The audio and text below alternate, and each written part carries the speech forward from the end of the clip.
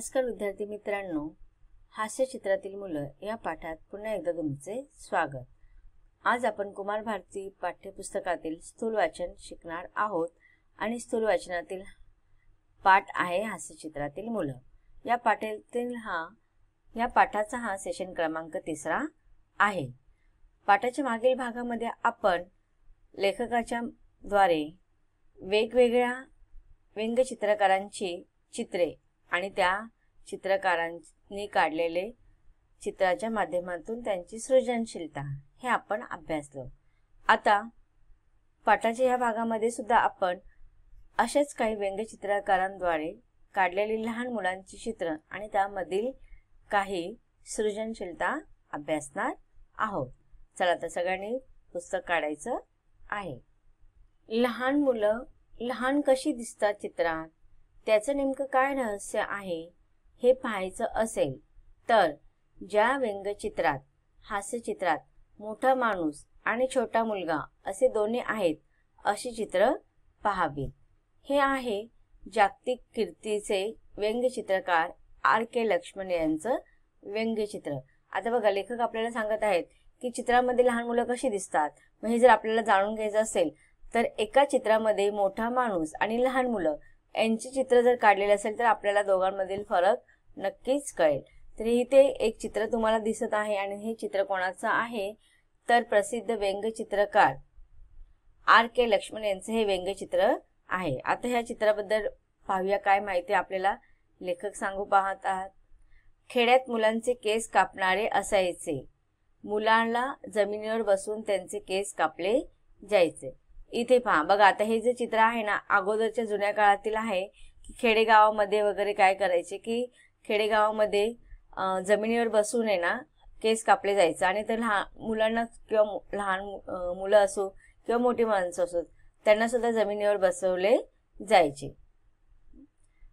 आता बघा इथे पहा, तो माणूस कसा बसला आहे, त्याचा आकार, त्याच्या चेहऱ्यावरचे ते उत्साहाचे भाव आणि केस कापून घेणारा कंटाळलेला वैतागलेला मुलगा।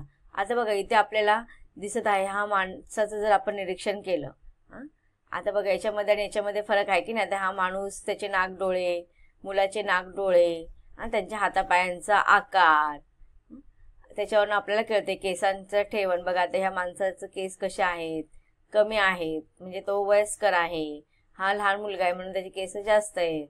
आता हातापायांचा आकार, बोटांचा आकार, ह्या माणसाच्या हातावरती केस, ह्या मुलाच्या अंगावरती आपल्याला केस दिसत आहेत का नाही। तर या छोट्या छोट्या गोष्टी, छोट्या छोट्या बाबींचं निरीक्षण केलं जातं। आता बघा ह्या चेहऱ्यावरचं जर आपण हावभाव पाहिले तर मोठ्या माणसाचा चेहऱ्याचा हावभाव पाहिला तर तो चेहऱ्यावरती उत्साह दिसत आहे, पण तेच लहान मुलांच्या चेहऱ्यावरती जर आपण पाहिलं तर त्याचं चेहऱ्यावरती तो जरा वैतागलेला आहे, कंटाळलेला आहे हे भाव आपल्याला दिसतात। बघा त्याचे डोळे, त्याचे ते ओठांचा आकार, तर बघा ते ओठांना पण बघा रेषा दिले जातात।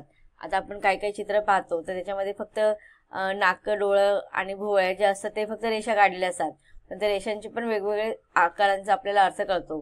जर बघा यू आकाराचा असेल तर तो हसतोय, थोडा आपल्याला तो रडताना दाखवायचा आहे तर त्याचा आकार बदलला जातो। थोडा स्माइल पण बघा, त्याची हास्याची पण आकार वेगवेगळे काढले जातात, त्याच्यावरून आपल्याला कळतं तर तो कसा आहे, त्याच्या चेहऱ्यावरचे भाव आपल्याला दिसून येतात। इथे पण बघा आपल्याला ह्या चित्रामध्ये आपल्याला असंच आकारावरनं त्यांच्या चेहऱ्यांचे हावभाव कळत आहेत। तेच हात पाय, तेच नाक डोळे, पण फरक कुठे आहे ज्यामुळे हा माणूस मोठा वाटतो आणि हे मूल लहान मूल वाटते। आकाराने लहान मोठे पण आहेच, पण त्याशिवाय अधिक काय। आता बघा जर आपल्याला चित्रामध्ये रेषा वापरलेल्या आहेत पण त्यांचा मध्ये फरक काय आहे, लहान मुलगा आणि मोठा माणूस याच्यामध्ये काय फरक आहे तर आपल्याला ते लगेच दिसून येते। आता पुढे अजून लेखकाने आपल्याला उदाहरण दिलेलं आहे। बघा ही जी आहे ना ही चिंटूची चित्रमालिका आहे। जसं की मी तुम्हाला पहिल्या सेशनमध्ये दाखवलं होतं की पेपरामध्ये आपल्याला अशा हास्यचित्र दिसायला येतात। फार एक्झाम्पल म्हणजे चिंटूचं, तर त्याच्यामध्ये पण बघा 2-3 असे वेगवेगळ्या मालिका दाखवल्या जातात। पहिलं चित्र, दुसरं चित्र, तिसरं चित्र, चौथं चित्र आणि त्यांच्यामध्ये तो संवादात्मक चित्र ते दाखवलं जातं। आता बघा ही चिंटूची चित्रमालिका आहे आणि आपल्याला याच्यामध्ये फरक दिसत आहे. आता याच्या अगोदर जे आपण व्यंग्यचित्र पाहिले त्याच्यामध्ये फरक आहे की नाही. प्रत्येक व्यंग्यचित्रकाराने आपापल्या विविध शैलीने व्यंग्यचित्रकार काढलेले आहेत, व्यंग्यचित्र काढलेले आहेत. आता बघा, पहिल्या चित्रामध्ये चिंटूचा प्रश्न त्याच्या बाबांसमोर आपल्याला स्पष्ट कळत नाहीये. आता वाचूया का. पप्पा, नदीचं पाणी कुठं जातं हो? ही नदी आपल्या मोठ्या नदीला मिळते, मोठी नदी समुद्राला मिळते. आता बघा इथे त्याच्या चेहऱ्यावरचं एक्सप्रेशन बघा, त्याच्या भुवया बघा, त्याचं नाक बघा, त्याचं तोंड बघा. आता इथे वडिलांचे एक्सप्रेशन बघा, भाव बघा. नंतर दुसऱ्या मालिकामध्ये बघा, वडिलांना प्रश्न पडलेला आहे. तो वडील विचारतायत, का रे बाबा तू असं का विचारतोय? तर तिसऱ्या चित्रामध्ये आपल्याला कळतं. काय बघूया आता, त्याला काय सांगायचं आहे. तुमच्या स्कूटरची किल्ली नदीत पडली म्हणून विचारतोय. तर बघा, अशा रीतीने आपल्याला ह्या व्यंग्यचित्रामध्ये व्यंग्यचित्रकारांनी काढलेला त्याचा उद्देश आपल्याला स्पष्ट दिसून येत आहे. आता पुढे अजून एक व्यंग्यचित्रकाराची आणि त्याच्या चित्राची माहिती लेखकाने आपल्याला दिलेली आहे. आपण आता आणखी एक गंमत पाहू. हंगेरियन व्यंग्यचित्रकार रेबर याचे हे व्यंग्यचित्र आहे. चित्र पाहताच आपल्याला वाटते की ही दोन वेगवेगळी चित्र आहेत. एक लहान मुलगा आणि एक मोठा माणूस. बघा आता इथे आपल्याला जे हे चित्र दिसते त्याच्यामध्ये बघा, एका चित्रामध्ये दोन काढलेले आहे. एक लहान मुलगा दिसतोय आणि एक मोठा माणूस दिसत आहे की नाही. मग आता हे चित्र पाहिल्यावरती पण भिंतीवर लावलेलं तेच चित्र आणि त्या दोघांच्या केसांची ठेवण पाहिल्यावर लक्षात येतात. आता बघा, भिंतीवर तेच एक चित्र लावलेलं आहे आणि त्या दोघांच्या केसांची जी ठेवण आहे ना ती सारखी आहे. तर त्याच्यावरनं आपल्याला असं जाणवू शकतं की हे दोन वेगवेगळे चित्र नाही आहेत. म्हणजे चित्र आहेत वेगवेगळे, पण तो मुलगा आणि तो माणूस, हा मोठा माणूस जो आहे ना तो वेगळा नाही. तो मुलगा जो आहे ना तो लहानपणीचा मुलगा आहे आणि तो लहानपणीचा मुलगा मोठा झाल्यावरचं चित्र कसं असेल त्याचं हे व्यंग्यचित्रकारांनी काढलेलं चित्र आहे. भिंतीवर लावलेले ते चित्र आणि दोघांच्या केसांची ठेवण पाहिल्यावर लक्षात येते की हा लहानपणी मोठे व्हायोलिन वाजवतो आणि आता मोठा झाल्यावर लहान व्हायोलिन वाजवत आहे. लहान मुलांच्या मोठ्या वस्तूंचं आकर्षण असतं आणि वाढत्या वयानुसार आपण जपलेला छंद अधिक खोल सूक्ष्म असा होत जातो. बाह्य आकाराचं आकर्षण कमी होत असतं असं या व्यंग्यचित्रकाराला इथे सांगायचं आहे.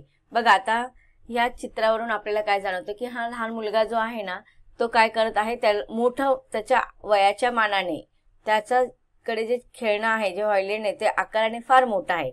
म्हणजे याच्यावरून आपल्याला व्यंग्यचित्रकाराला काय सांगायचं आहे की लहान मुलांना मोठ्या वस्तूंचं आकर्षण असतं हे आपल्याला सांगायचं आहे. ते स्वाभाविक आहे की बघा, आपण सर्वसामान्यपणे पाहिलं तर लहान मुलांना जास्त करून आहे ना त्या मोठ्या वस्तूंचं, मोठ्या खेळण्यांचं फार आकर्षण असतं. हे इथे आपल्याला प्रकर्षाने जाणवत आहे. आणि ते जर दुसऱ्या चित्रामध्ये पाहिलं तर ते लहान मुलगा जो आहे ना तो मोठा झाल्यावरती बघा त्याचा शरीराचा आकार बदललेला आहे आणि व्हायोलिनचा आकार जो आहे तो सुद्धा बदललेला आहे. म्हणजेच काय, ते लहान मुलांना जे मोठ्या वस्तूंचं आकर्षण असतं ते वाढत्या वयानुसार आहे ना ते मुलांमध्ये प्रगल्भता येते आणि त्याचं ते आकर्षण बदलतं. पण छंद त्यांचं तरी सेम जोपासलेला आहे की लहानपणी पण तो व्हायोलिन वाजवायचा किंवा त्याला आवडायचा आणि मोठ्यापणी पण त्याला व्हायोलिन आवडत आहे. पण त्याचा व्हायोलिनचा आकार बदललेला आहे. म्हणजे त्याचा छंद काय झालेला, अत्यंत सूक्ष्म झालेला आहे. म्हणजे मोठे झाल्यावरती बाह्य आकारांचं जे आकार असतं, वस्तूंचं जे आकार असतं ना ते त्यांचं बदलतं आणि थोडं मोठं झाल्यानंतर त्याच्यामध्ये प्रगल्भता येते आणि मग त्यांचं तर सूक्ष्म निरीक्षण करण्याचं सूक्ष्मता त्यांच्यामध्ये जोपासली जाते की छंद ते जोपासतात सेम. ह्या आकार चित्रावरून आपल्याला कळतंय की त्या मुलाने मोठं झाल्यावरती त्याचा छंद जोपासलेला आहे, पण मोठेपणी लहानपणी जे त्याला मोठ्या वस्तूंचं आकर्षण होतं ते बदललेलं आहे. म्हणजेच छंद त्याने सेम जोपासला पण त्याची सूक्ष्मता आपल्याला पाहायला मिळते. मग अशा रीतीने व्यंग्यचित्रकाराने हे जे चित्र काढलेलं आहे त्याच्यामध्ये फार सृजनता आणि त्याचं कौशल्य आपल्याला पाहायला मिळते. आता पुढच्या चित्रामध्ये बघूया लेखकाला काय सांगायचं आहे. आता हे हास्यचित्र. चित्रकलेवर हुकूमत मिळवली की हास्यचित्रात काय जादू करता येते त्याचं हे उदाहरण. आता बघा, चित्रकला खूप सुंदर आहे, याच्यामध्ये दाखवलेलं आहे, पण हास्यचित्र सुद्धा याच्यामध्ये छान विनोद निर्मिती करत आहेत आणि त्या ज्या व्यंग्य चित्रकाराने काढलेला आहे त्याचा उद्देश सुद्धा इथे आपल्याला पाहायला मिळतो. ब्रिटिश व्यंग्य चित्रकार नॉर्मन थेलवेल यांचं हे चित्र आहे. मुलाची कॅप, त्याचा शर्ट, त्याचा सॉक्स, बूट पाहून लक्षात येतं की हा स्काउटचा मुलगा आहे. त्याच्याकडे सर्वच उपयोगी वस्तू अगदी तयार असतात. इथे त्याच्या बुटात अगदी मध्यभागी काहीतरी घुसून बसला आहे आणि ते काढण्याच्या नादात असलेला हा मुलगा पहाना कसा वेडावाकडा झालेला आहे. शिवाय त्याचा चेहरा आपल्याला अगदी गुंतवून टाकणारे हे हास्यचित्र आहे. बघा आता चेहऱ्यावरती त्याचे हावभाव जर पाहिलं तर एकदम बघा त्याचे ते ओठाचा आकार, त्याच्या भुवया बघा उलट्या दिशेने दाखवलेल्या आहेत. त्याचे नंतर जो ज्या गोष्टीसाठी मग्न झालेला आहे की बुटामध्ये काहीतरी घुसलेला आहे वस्तू आणि ते काढण्यामध्ये मग्न झालेला आहे. तर आता हे बघा हे चित्र पाहिल्यावरती आपल्याला कळून येतं की व्यंग्य चित्रकार नॉर्मन थेलवेल यांना लहान मुलांचं जी मानसिकता असते ते त्याच्या चित्रामधून आपल्याला पाहायला मिळतं. मग आता आतापर्यंत आपण जे वेगवेगळे व्यंग्य चित्रकार आणि त्यांचे चित्र यांच्यामध्ये पाहिलं तर प्रत्येक व्यंग्य चित्रकाराने लहान मुलांच्या प्रत्येक गोष्टींचं निरीक्षण केलेलं असावं. त्यांच्या हातपायांचे आकार पहा, त्यांचे मुलांचे चेहऱ्यावरचे भाव पहा आणि त्याच्यातून जी विनोद निर्मिती होते त्याच्याबरोबर विनोदाबरोबरच त्या चित्राच्या माध्यमातून आपल्याला काही ना काही शिकायला मिळते. म्हणजे व्यंग्य चित्रकाराचं सृजनकता, त्याची कल्पकता, त्याची निपुणता, त्याची कौशल्यता आपल्याला सगळ्या व्यंग्य चित्रकारांच्या चित्रामध्ये पाहायला मिळालेलं आहे.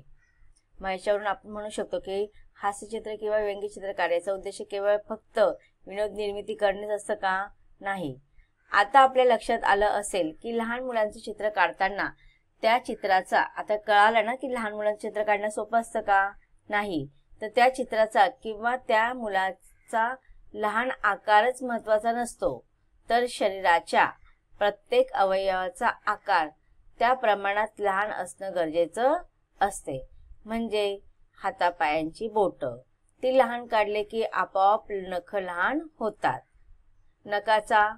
नाकाचा ओठांचा आकार काढल्यावर कळतं की लहान मुलांच्या भुवया तशाच लहान किंवा एका रेषेच्या असतात. आता बघा आपल्याला जेव्हा आपण ही वेगवेगळी व्यंग्य चित्र पाहिली तर त्याच्यावरनं कळालं आपल्याला की आपण कसं काही लहान मुलांचं चित्र आणि मोठ्या माणसांचं चित्र याच्यामध्ये फरक जाणू शकतो. तर त्यांच्या शरीराचा जो अवयव असतो म्हणजे हाताचा पायाचा जर अवयव घेतला तर त्या मुलाचं जर चित्र काढायचं आहे तर त्या मुलाचं तोंड जर लहान काढलं, चेहरा लहान काढला तर त्याचे हातपाय पण त्याच आकाराचे असणार, लहानच आकाराचे असणार. नाहीतर तोंड लहान आणि हातपाय मोठ्या आकाराचे असतील तर ते कसं विचित्र वाटेल की नाही. म्हणजे त्याच्यात आपल्याला व्यंग्य चित्रकाराचं जे चित्र आहे त्याच्यामध्ये निपुणता दिसून येणार नाही. मग जर आपण लहान मुलाचं चित्र काढलं तर त्याचं जर हात पाय घेतले तर हात पाय लहान असेल तर त्याची बघा नख पण आपल्याला लहान दाखवावं लागणार. जर हातपाय दिसले तर आपल्याला बघा आता ह्या चित्रामध्ये पहा त्याच्या बोटांचा आकार बघा, त्यांचा चेहऱ्याच्या भुवयांचा आकार बघा, दोन्ही सारखे दाखवलेले आहेत. भुवयांचा आकार, ओठांचा आकार बघा.